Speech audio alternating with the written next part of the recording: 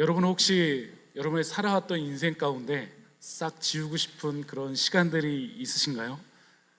내가 정말 왜 그랬을까?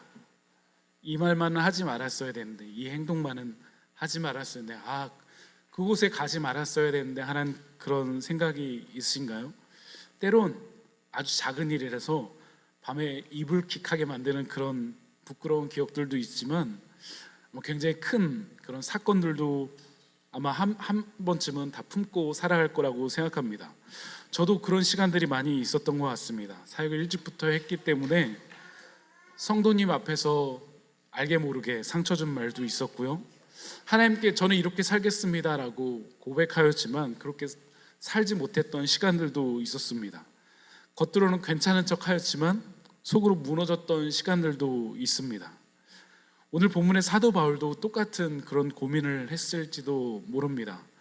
다소로 돌아가서 우리 한대호 목사님이 말씀하셨던 것처럼 홀로 지냈던 시간이 10년 정도의 시간을 보냈습니다.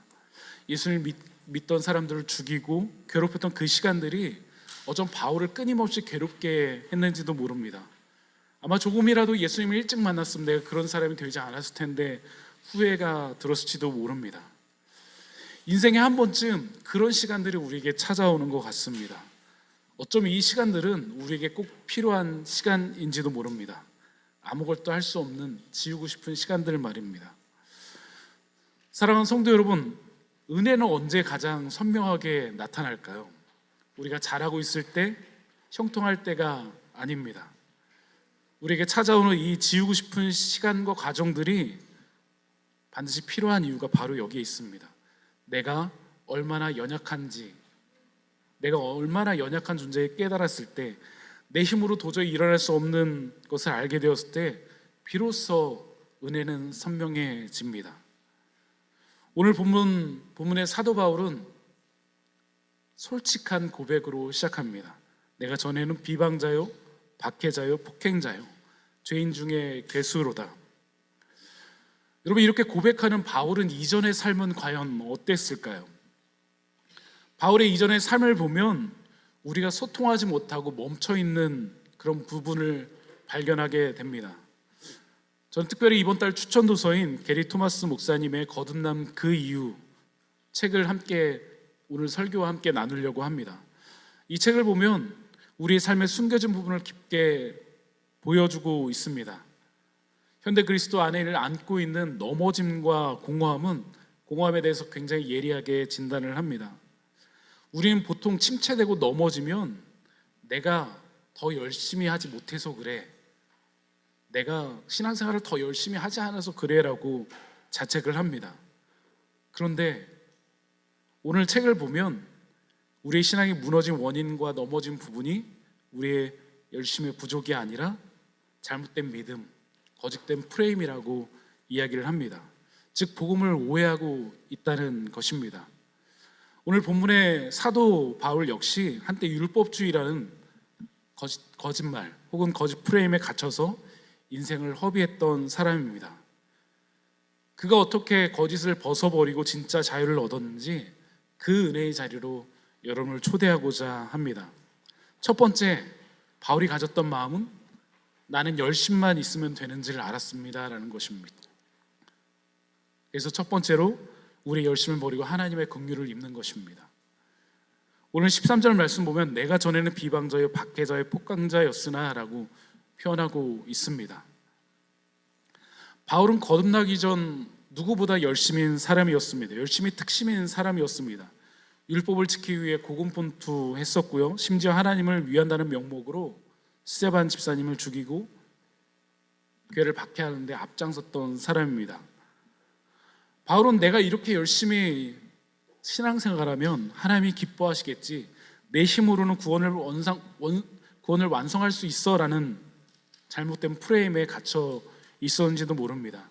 하지만 다메섹 도상에서 예수님을 만났을 때 그는 얼마나 끔찍한 죄인인지 발견해야 되었고 그 대단한 열심이 폭행이고 비방이었다는 것을 깨닫게 되었습니다. 그때 바울은 어떻게 했나요? 자신을 자책하기보다 도리어 하나님의 긍휼을 입는 순간이 되었습니다.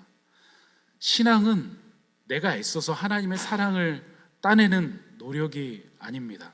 내가 도저히 안 되는 죄인임을 인정하고 십자가 은혜 앞에 납작 엎드리는 항복입니다.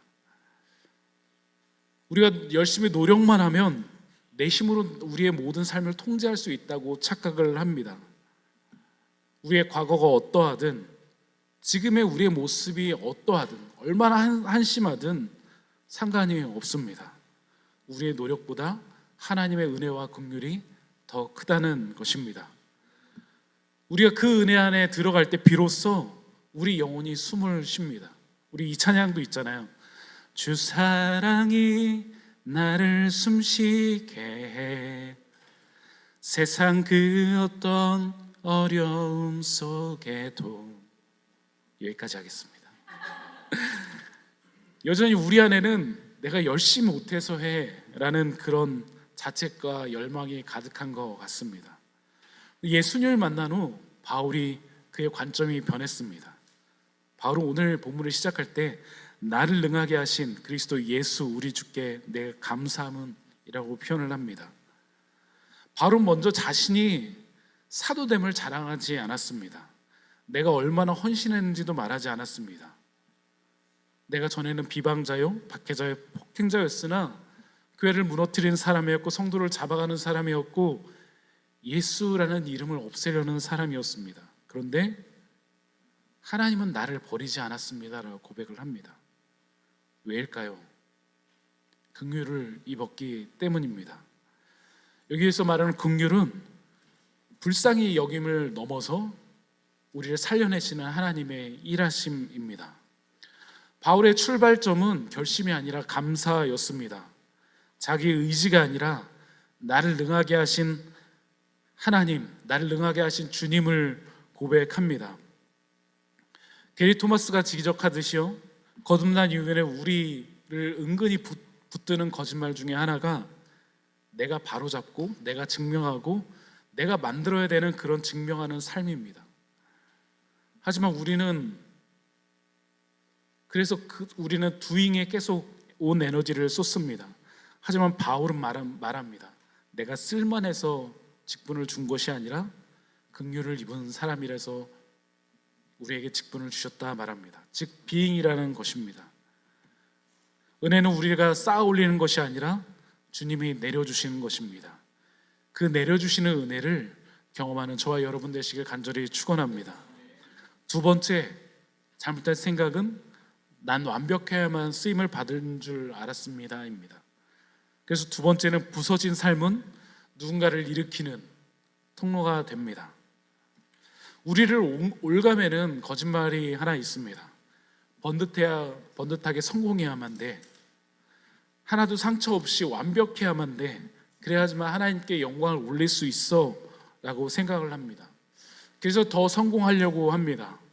더 좋은 대학에 들어가려고 하고요, 더 좋은 직장에 취직하려고 합니다.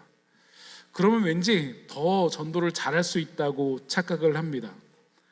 그래서 내 삶에 실패가 찾아오고 질병이 찾아오고 가정에 자녀들에게 문제가 생기면 우리 마음속에 자책하는 마음이 생깁니다. 나는 끝났어. 하나님께서 나에게 징계하시는 거야 라고 우리를 자책하고 우리는 숨어버립니다. 예수님을 만난 우리에게 또 다른 찾아오는 무너뜨리는 하나의 틀은 이겁니다. 하나님, 저는 이젠 너무 멀리 와버린 것 같아요. 하나님께 저를 포기하실 것 같아요. 나는 끝났어요. 나는 희망이 없어요. 우리에게도 그런 마음들이 가끔씩 찾아오곤 합니다. 하지만 예수님을 만난 사람들을 여러분 보시기 바랍니다. 갈릴리 바다에 노련한 어부였던 베드로는 밤새 수고했지만 아무것도 잡지 못하였습니다. 실패의 순간 예수님이 찾아오셨습니다. 그리고 베드로에게 나를 따라오르라, 내가 너로 사람을 낚는 어부가 되게 하리라 라고 말씀하셨습니다. 오늘 본문의 바울은 어떤가요? 나는 죄인 중에 괴수입니다 라고 고백을 했습니다. 사실 이것은 겸손한 고백이 아닙니다. 당시 바울은 초대교회 중에 가장 무서운 사람 중에 한 명이었습니다.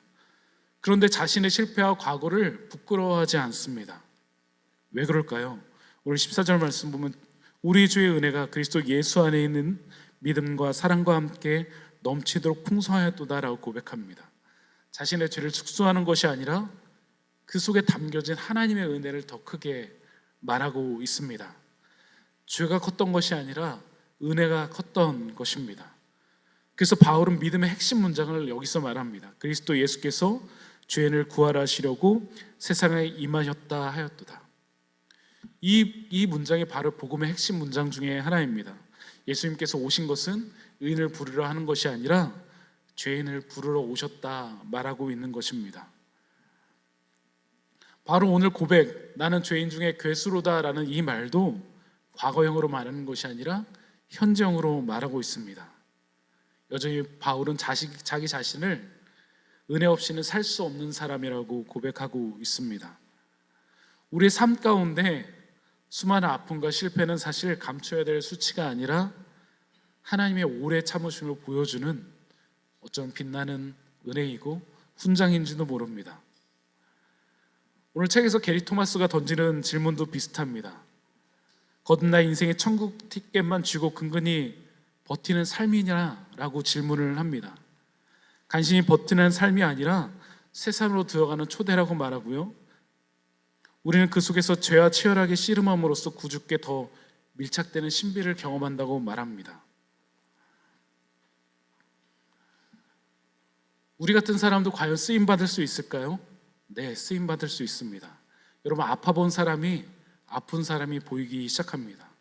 바닥을 쳐본 사람만이 바닥이 보이기 시작합니다. 더욱이 바닥에 놓인 사람들에게 손을 내밀어 줄 수 있습니다. 여러분이 거쳐온 광야의 시간이, 눈물의 시간들이, 아무도 모르는 기도의 시간들이 오늘 누군가를 살리는 놀라운 은혜가 되길 간절히 소망합니다. 세 번째 착각은 난 무엇과 싸워야 하는지 몰랐습니다 라는 것입니다. 그래서 세 번째는 세상의 거짓말과 싸우고 착한 양심을 지키십시오입니다. 오늘 바울은 디모데에게 말합니다. 아들 디모데야, 내게 이 교훈을 명하노니 이 가운데 선한 싸움을 싸우며 믿음과 착한 양심을 가지라. 어떤 이들은 이 양심을 버리고 그 믿음에 대해서 파산하였느니라 라고 말하였습니다. 예수님을 만나기 전 바울은 자기 율법을 지키지 못하는 사람들을 정죄하고 죽이는 데 온 에너지를 사용했습니다. 우리가 거듭난 이후, 은혜를 받은 이후 우린 진짜 전쟁이 시작됩니다. 우리가 싸워야 될 이 전쟁은 사람들과의 밥그릇 싸움이 아니고 자존심 싸움도 아닙니다. 우리 내면에 찾아오는 교묘한 거짓말과 싸우는 것입니다. 바울은 그 디모데에게 그 무기를 두 가지를 소개하는데 하나는 믿음과 착한 양심입니다. 믿음이란 단어는 설득하다, 확신시키다, 신뢰하게 하다라는 헬라어 뜻을 가지고 있습니다. 바울이 말하는 이 믿음은요, 복음의 진리에 깊이 설득돼서 세상에 흔들리지 않는 것을 의미합니다. 착한 양심은 두 가지 뜻을 합성한 뜻입니다. 그래서 단순히 도덕적으로 흠이 없다는 것이 아니라 원래 지음받은 목적대로 바로 건강하게 작동하여서 선한 열매를 맺는다는 의미를 가지고 있습니다. 여러분, 믿음과 착한 양심을 놓치게 되면 결국 우리는 다른 것을 붙들게 됩니다. 세상의 우상을 붙들게 되고 돈을 붙들게 됩니다. 돈이 최고야, 편한 게 최고야, 남을 밟고 올라서야 돼 라는 세상의 속삭임에 우리 양심을 내려놓게 된다는 것입니다. 우리의 신앙도 결국 암초에 부딪혀서 오늘 말씀처럼 파손하게 됩니다. 그 사람들이 오늘 19절에서 말하는 후메네오와 알렉산더를 말하고 있습니다. 사랑하는 성도 여러분, 우리의 삶 가운데 수많은 억울함이 우리 안에 있습니다. 직장에서 생활하다 보면 정직을 지키는 것이 너무나 어렵다는 걸 알게 됩니다. 그럼에도 불구하고 세상에서 우리의 착한 양심을 지켜가는 우리가 되길 소망합니다.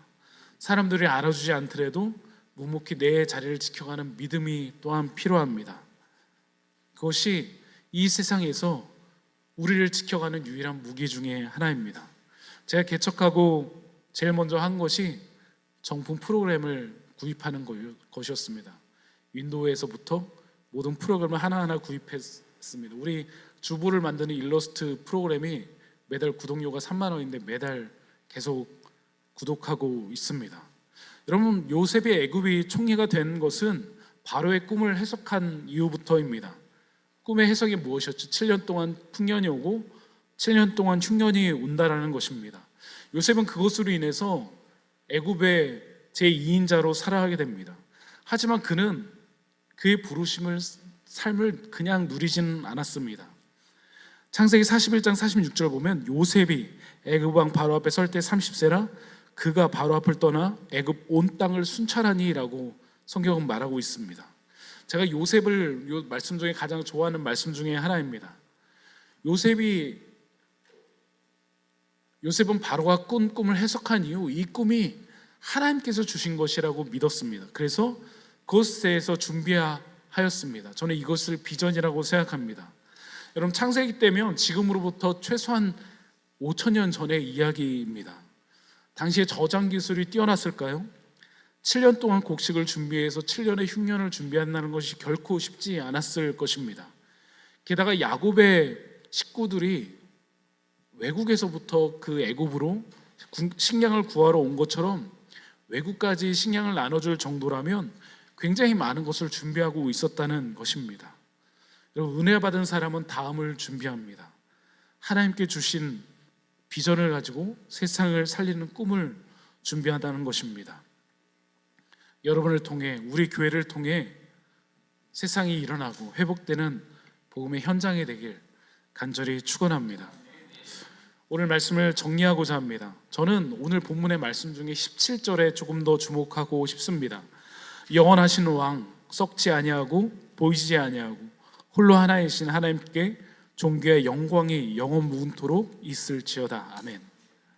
바울은 디모데에게 편지하면서 갑자기 하나님을 찬양하고 예배합니다. 누군가와 신방을 하다가, 상담을 하다가, 누군가의 기도 제목을 듣다 갑자기 함께 통성 기도를 하고 갑자기 찬양을 하게 되는 것을 여러분은 경험하셨을 것입니다. 저도 설교를 준비하면서 갑자기 찾아오는 그 찬양의 메시지와 울림 때문에 다 내려놓고 밤새 운 적도 여러 번 있습니다. 하나님께서 우리 교회에 매년마다 특별한 찬양을 계속 부르게 하셨습니다. 2023년도 은혜라는 찬양을 제일 많이 부르게 하셨고, 2024년도 비준비하시니를 부르게 하셨고, 2025년도 나는 일어섭니다를 부르게 하셨습니다. 그리고 2026년도 어떤 곡을 부르게 하실지 저는 기대하고 있습니다. 여러분, 은혜를 만나면 모든 것이 예배로 바뀝니다.